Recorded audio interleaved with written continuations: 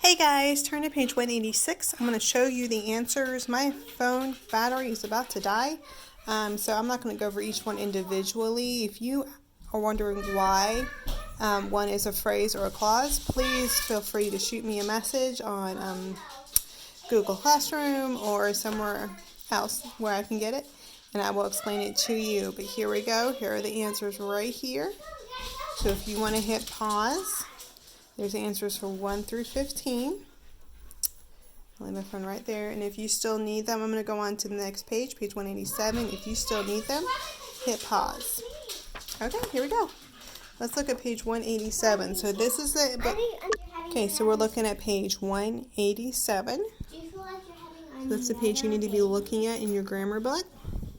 We're going to talk about dependent or independent clauses today. So if you would like to go back to page 185, let me remind you the difference between a dependent and an independent clause. Remember, a dependent clause is dependent on other words for it to be a complete sentence. If a dependent clause is standing by itself, it is not a complete sentence. It is not a complete thought. Like your book says, it does not express a complete thought. Look at your examples. When Ty was little, if you were right, although school had ended, whenever I hurry through dinner and eat fast. All of these have subjects and verbs, which all clauses have. All clauses have subject and verbs, but these are not complete thoughts. Independent clauses are the opposite. These are incomplete thoughts. Independent clauses are complete thoughts. They express a complete idea. They have your subject, your verb, just like all clauses, but this also has a completion. So the air deodorizer is gone. It's a complete thought. The 10 of hearts is missing from this deck. That's a complete thought.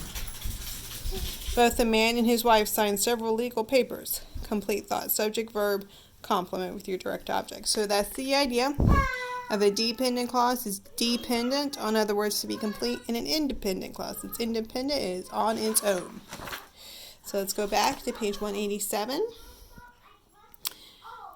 For this one, you're going to write DC on the line if the clause is a dependent clause.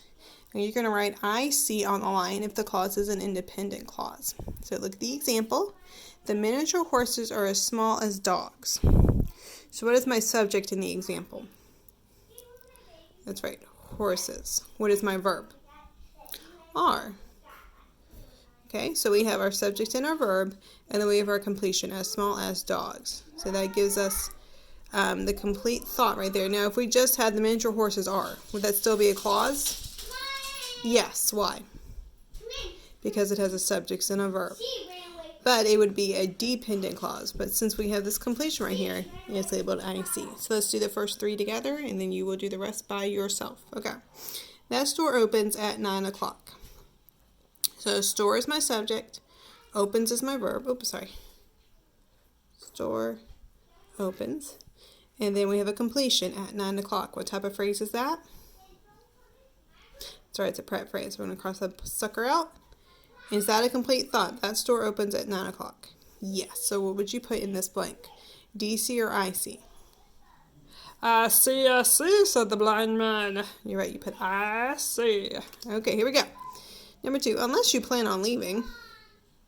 So we still have our subject, you, and plan is our verb. But is this a complete thought? No, it's not. So you need to put D, C, right there. So number 1 would be IC. That store opens at 9 o'clock.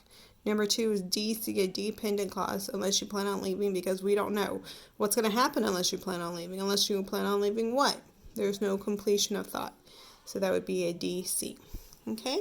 So that's all you need to do today is to finish page 187. And don't forget the chocolate and the nap, guys. I'll see you tomorrow. Happy Friday Eve.